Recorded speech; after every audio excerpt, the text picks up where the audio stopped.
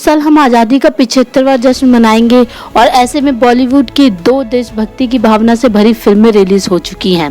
करण जौहर की धर्मा प्रोडक्शन की शेरशाह जो अमेजन प्राइम पर रिलीज हुई है और दूसरी अजय देवगन की प्रोडक्शन की multi starrer film Bhuj the pride of India Disney Hotstar plus पर रिलीज हो गई है। ये फिल्म 1971 में पाकिस्तान की भारत के कच्छ पर कब्जे की नाकाम कोशिश को बयां करती है। ये कहानी सिर्फ सेना ही नहीं बल्कि नागरिकों के जज्बे और उनकी बहादुरी की कहानी भी दिखाती है। जाने आखिर कैसी है ये फिल्म। 1971 की लड़ाई के दौरान पाकिस्तानी सेना ने हमला कर भारतीय वायुसेना के भुज एयरबेस पर हमला कर उसे पूरी तरह बर्बाद कर दिया था। इतना ही नहीं, कच्छ पर कब्जा करने के लिए पाकिस्तान ने कच्छ को हिंदुस्तान से जोड़ने वाली सभी रास्तों को भी बर्बाद कर दिया था। ऐसे में भुज के एक गांव मधापुरा की 300 महिलाओं ने अपनी जिंदगी दांव पर लगाकर वायुसेना के इस बेस की हवाई पट्टी को महज 72 घंटे में फिर से बनाने का काम किया था।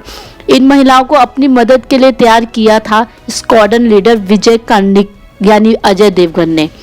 ये युद्ध की एक ऐसी कहानी है जो आपके दिल को गर्व की भावनाओं से भर देगी। निर्देशक अभिषेक की फिल्म भुज यूं तो एक मल्टी स्टारर फिल्म है जिसमें संजय दत्त से लेकर शरद केलकर और सोनाक्षी सिन्हा तक कई स्टार हैं, लेकिन ये फिल्म पूरी तरह अजय देवगन को फोकस में रखकर बनाई गई है।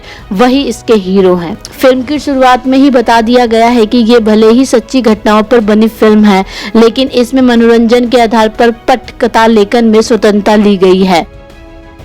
कहानी की शुरुआत ही होती है पाकिस्तान की हुकूमत के मंसूबों को दिखाते डायलॉग और भुज एयरबेस पर पाकिस्तानी सेना के हमले से। इस हवाई हमले से बेखबर भारतीय वायुसेना के जवान अचानक जान बचाने के लिए भागते हैं और कुछ लड़ाई में जुट जाते हैं। फर्स्ट हाफ में काफी देर तक कहानी को वॉइस ओवर से ही समझाया जाता है। चारों तरफ से देशभक्ति के डायलॉग्स की भरमार है, लेकिन इस सब के बीच भी इस बात से इनकार नहीं किया जा सकता है कि अजय देवगन और शरद केलकर अपने किरदारों में चमके हैं। शरद केलकर काफी ओरिजिनल और अपीलिंग नजर आए हैं, वहीं बाकी किरदारों के हिस्से में भी भारी भरकम डायलॉग्स हैं जो उन्होंने उसी अंदाज में बोले हैं। कहानी में बहुत सारे इवेंट एक साथ हो रहे हैं और इसीलिए कई बार किरदारों को और इवेंट्स को समझाने के लिए वॉइस ओवर का इस्तेमाल किया गया है।